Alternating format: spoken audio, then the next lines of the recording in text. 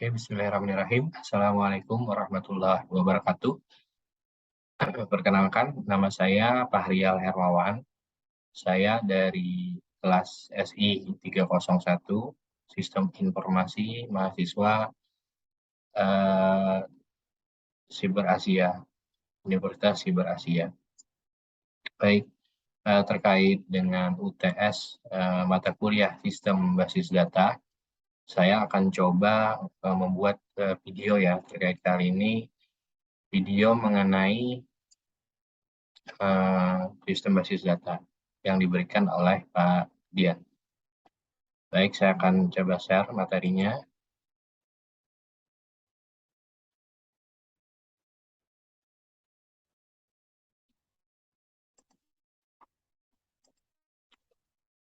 Oke, ujian tengah semester sistem basis data SI 301 Universitas Siber Asia Jakarta oleh Pak Nopidian Natasha, Eskom MM SI.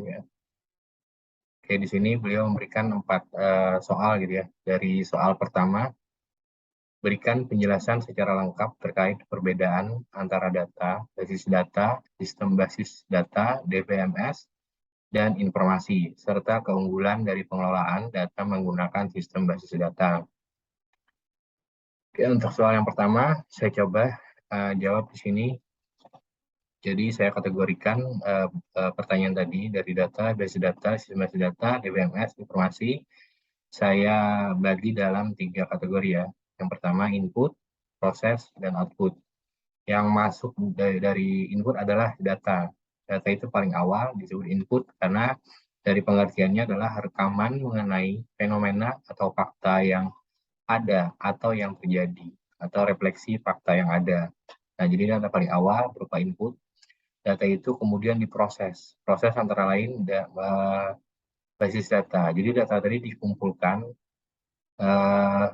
menjadi suatu kumpulan data operasional lengkap organisasi atau perusahaan yang diorganisir dan disimpan secara terintegrasi dengan metode tertentu atau menggunakan komputer sehingga mampu menyediakan informasi yang optimal bagi pemakainya.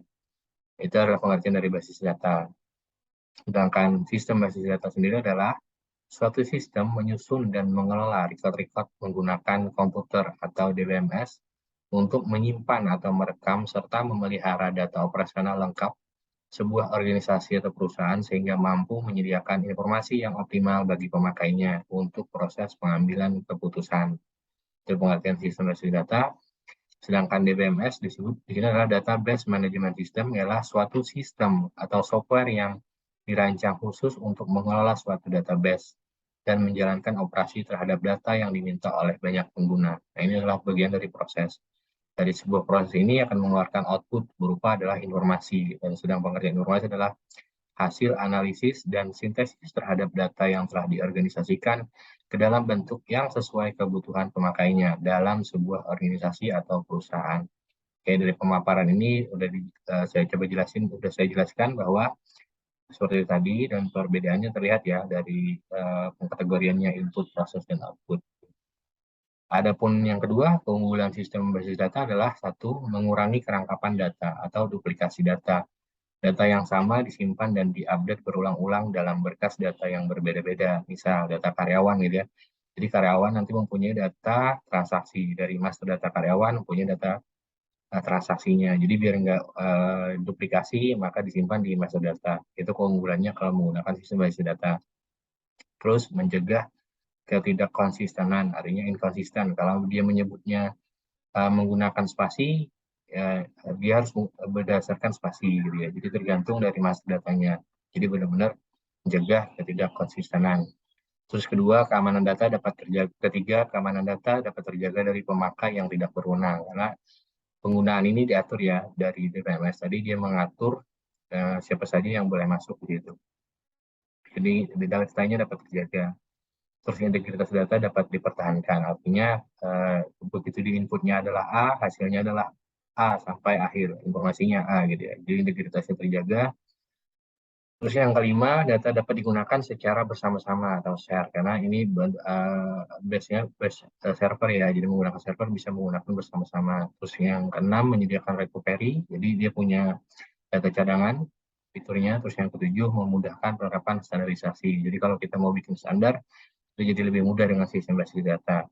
Terus yang terakhir, data bersifat mandiri atau data independen. Terus untuk soal yang kedua, dalam arsitektur 3 skema DBMS terdapat 3 level abstraksi data. Silahkan berikan penjelasan secara lengkap terkait 3 level data tersebut. Oke, dari 3 level adalah di sini dari gambar di sini terlihat bahwa yang pertama itu ada level eksternal atau pandangan atau view level, itu ada di sini ya. Terus yang kedua adalah level konseptual atau konseptual level di sini di level kedua. Terus yang ketiga level internal atau physical level di sini. Database-nya ada di sini. Nah, dari level eksternal sendiri artinya adalah level yang berhubungan langsung dengan pengguna database yang hanya bisa melihat struktur data yang simpel dan berbeda sesuai dengan keperluannya setiap user. Jadi di sini disebutkan user 1 itu view-nya 1, user 2 itu user view-nya juga 2, terus nanti user N itu berbagai user akan melihat sesuai kebutuhan. Hanya berupa data simpel, dia tidak melihat kerangka data itu disimpan di mana, diatur di mana, itu tidak melihat dari sisi user. Untuk yang kedua, level konseptual adalah level dari para administrator database yang menghubungkan relasi antar data secara logik. Merancang database tentang apa dan di mana data itu harus disimpan. Nah, di sini adalah administrator ya. Jadi dia mengatur data itu bagaimana disusun, terus disimpan di mana di level sini. Terus yang ketiga adalah level internal atau physical level adalah level yang mengatur penyimpanan data secara fisik dalam bentuk kode, teks, angka, bit, dan dalam sebuah media penyimpanan. Jadi si physical ini lebih mengatur data itu disimpannya dalam bentuk apa. Untuk soal ketiga, sebelum membangun sistem basis data atau aplikasi sistem basis data, harus dilakukan permodelan terlebih dahulu. Beri penjelasan lengkap terkait permodelan tersebut. Oke, permodelan di sini secara arti dulu adalah model data adalah sekumpulan konsep-konsep untuk menerangkan data, hubungan-hubungan antara data, dan batasan-batasan data yang terintegrasi di dalam suatu organisasi. Jenisnya ada 3, ada record-based data models, object-based data models, dan yang ketiga adalah physical data models, di mana dari ketiga jenis ini mempunyai turunan lagi ya. Jadi record-based data model itu ada 3, ada hierarchical data model, network data model, dan relational data model. Untuk yang kedua, object-based data models, itu ada 4. Yang pertama adalah entity relationship model atau IR model, object-oriented model, binary model, dan yang terakhir adalah semantic data model. Untuk yang ketiga, itu ada physical data models, itu ada unifying model dan prime memory model.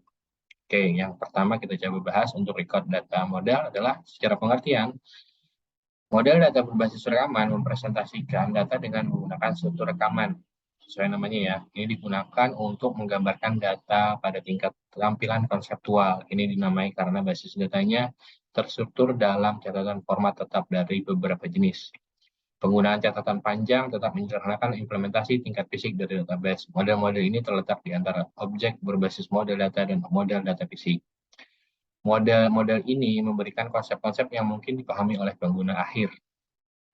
Model data ini tidak mengimplementasikan data lengkap dari penyimpanan data pada sistem komputer. Dengan demikian, model ini digunakan untuk menentukan logika, keseluruhan struktur database, dan untuk memberikan deskripsi implementasi tingkat tinggi. Pada umumnya digunakan dalam DBMS tradisional dan juga dikenal sebagai model data representasi. Nah, yang pertama adalah untuk record itu adalah hierarki data model adalah suatu model di mana data dan hubungan antar data direpresentasikan dengan record dan link atau pointer. Setiap record disusun dalam bentuk tree atau pohon, dan masing-masing node pada tree tersebut merupakan record atau grup pada data elemen dan memiliki hubungan kardinalitas one-to-one dan one-to-many. Ini contoh gitu ya, dari gambar ini ada dunia, world, itu ada Asia, Europe, Australia, dan etc. Nah, dari Asia itu ada India, ada China, ada Pakistan, dan etc. Nah, dari India itu punya Punjabi, Haryana, Rajasthan, dan etc. Punya child lagi ada di Haryana itu ada Rohtak, ada Sirsa, Hisar, etc. Nah, di sini kelihatan ya ada grandparent-nya, ada parent, dan ada child. Secara hierarki udah bisa kelihatan bahwa dihubungkan dengan pointer ataupun link gitu ya untuk recordnya. Untuk Selanjutnya, untuk network data model adalah pengembangan dari model data hierarkis tadi, pengembangan yang dari pertama tadi melihat kekurangan dari model hierarkis tersebut. Pada model jaringan diperkenalkan bahwa sebuah child record bisa memiliki lebih dari satu parent record. Pada implementasinya, berarti antara parent record dan child record diperlukan penghubung atau link atau pointer yang bisa satu arah atau dua arah. Nah, di sini kelihatan ya dari gambarnya adalah dosen Widya dan Widya. Ini adalah mahasiswa. Jadi Widya mengambil algoritma dan C atau C++. Lydia mengambil ekonomi dan akuntansi. Di mana di sini ada mahasiswa lain juga mengambil media dan Lola, ada Ida gitu. Ada kelihatan nih diagram model jaringan antara dosen, mata kuliah, dan mahasiswa. Yang ketiga adalah rationalization data model, adalah model data yang menggunakan tabel dua dimensi yang terdiri atas baris dan kolom untuk memberi gambaran sebuah berkas data. Nah, di sini kelihatan ada tabel mahasiswa, ada tabel transkrip nilai, dan ada tabel mata kuliah yang dihubungkan dengan kode di sini kode mata kuliah pada transkrip nilai, dan di sini adalah NIM untuk dari tabel mahasiswa. Ini adalah relation data model. Untuk yang kedua, object based data model adalah model data berbasis objek, menggunakan konsep entitas, atribut, dan hubungan antar entitas.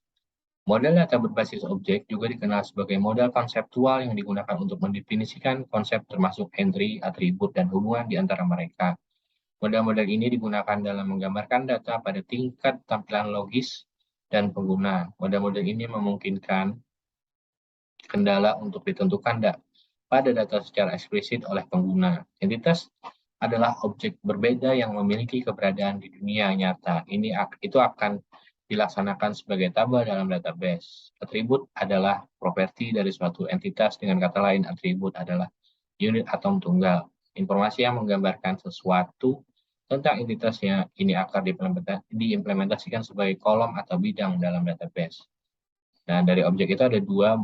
Yang pertama adalah entitas relational model atau IR model adalah suatu model untuk menjelaskan hubungan antar data dalam basis data berdasarkan objek-objek dasar data yang mempunyai hubungan antar relasi. Nah, di sini dicontohkan ada mahasiswa mempunyai NIM dan nama mahasiswa itu mengambil mata kuliah dengan ada kode dari mata kuliah, ada kode mata kuliah dan nama mata kuliahnya. Terus dosen, di sini ada NIP-nya, ada nama dosen mengajar mata kuliah di mana bertempat atau menempat di ruangan, pada ruangannya apa dan lokasi ruangannya kelihatan. Jadi entitas relationnya kelihatan di sini ya. Untuk yang kedua, object-oriented model serupa dengan IR model O2O, terdiri dari sekumpulan objek yang memiliki nilai atau atribut yang disimpan dalam instance variables. Objek menggunakan metode untuk mengoperasikan nilai di dalam instance variabel objek yang memiliki tipe nilai dan metode yang sama dikelompokkan dalam satu kelas. Nah, di sini kelihatan nama kelasnya employee, properti kelasnya ada no ID, itu string, person name string, last name string, font string. Nah, untuk metodenya atau operasinya ada address ya. Nah, di sini address menghubungkan database address, ada street address-nya apa, string, city-nya di mana, state-nya, zip code-nya, string gitu ya. Jadi ini menghubungkan. Untuk yang ketiga, untuk object base, itu ada binary model. Adalah model data yang memperluas definisi dari entity, bukan hanya atribut-atributnya, tetapi juga tindakan-tindakannya. Nah, di sini ada 3 binary ya, contohnya yang ini one to one, artinya satu himpunan di sebelah kiri ke kanan itu hanya punya hubungan satu ke satu ya, ini satu ke satu, nggak ada yang lebih dari 2. Nah, sedangkan one to many itu dia bisa lebih dari satu. Himpunan sebelah kiri itu mempunyai A1 ke B1, A1 ke B2 gitu ya. Ini salah satu contoh. Nah, kalau many to many, jadi antara himpunan kiri dan himpunan kanan itu bisa memiliki lebih hubungan dari satu gitu ya. Jadi many to many. Yang keempat itu adalah semantic data model, adalah penyajian data dengan menggunakan kata-kata yang mengandung arti. Nah, di sini di data model ini adalah Tono sebagai mahasiswa itu punya transkrip nilai. Tono seorang mahasiswa memiliki transkrip nilai, di mana Tono itu punya NIM 1234, alamat Banyumas, jenis kelamin laki-laki, berupa mahasiswa memiliki transkrip nilai AA324 adalah A, nama mata kuliahnya adalah Etipro, dan kode mata kuliahnya AA324. Ini untuk semantik ya, lebih menggunakan arti-arti kata-kata yang mengandung arti. Nah, yang terakhir adalah physical data models. Jadi, physical data model digunakan untuk menguraikan data di internal level atau menjelaskan kepada pemakai user tentang bagaimana data-data dalam basis data disimpan di dalam media penyimpanan yang digunakan secara fisik. Model ini lebih berorientasi pada mesin. Jadi, ini benar-benar di level di bawah ya, di internalnya. Itu contohnya yang pertama, unifying model. Model yang menggabungkan memori dan transaksi database dalam satu kesatuan model. Jadi, lebih menggabungkan transaksinya. Kalau prime memory adalah sebuah virtual view dari tempat penyimpanan sekunder yang digunakan untuk mendukung penyimpanan record database. Oke, soal yang terakhir adalah praktekkan dan beri contoh penggunaan perintah DDL dan DML dalam SQL. Baik, di sini kita akan coba praktikkan. Saya akan coba buka di sini exam. Saya hidupkan dulu MySQL-nya. Saya menggunakan shell. Di sini kita login dulu MySQL. Dengan usernya adalah root dan minusnya password. Enter, sudah masuk.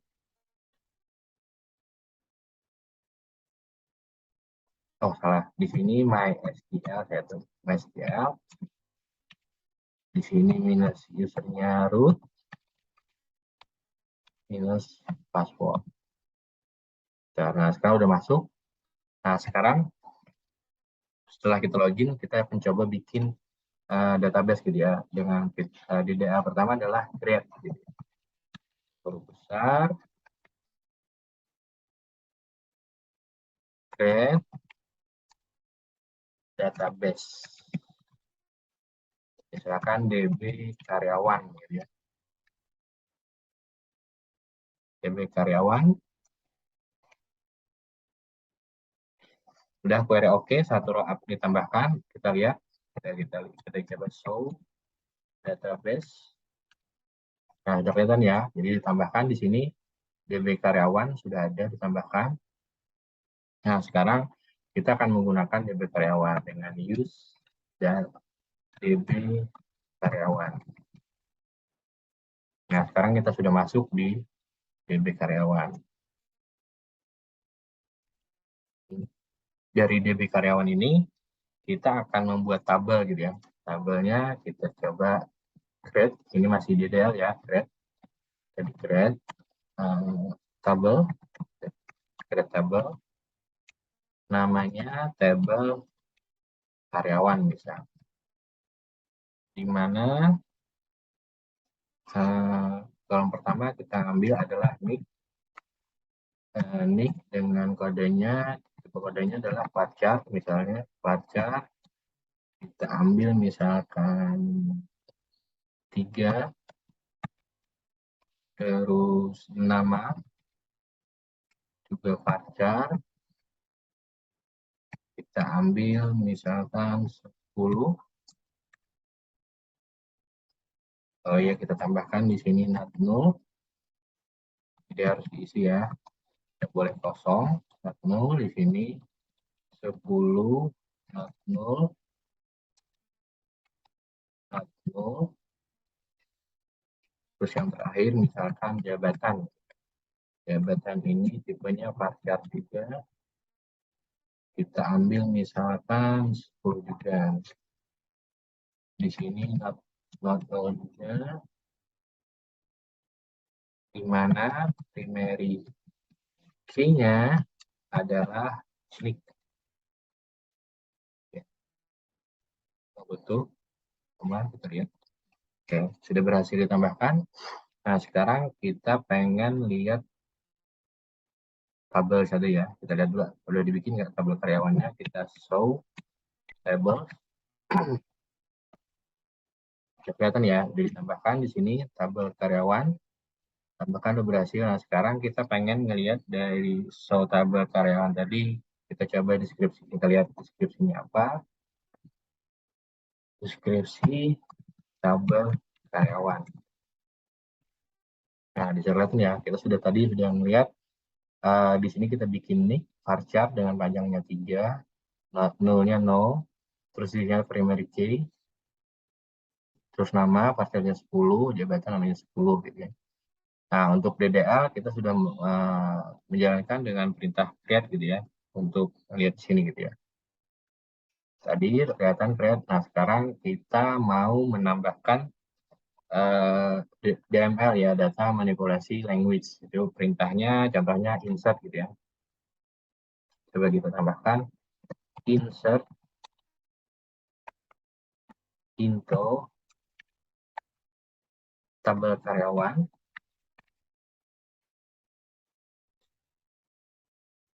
ini nama jabatan,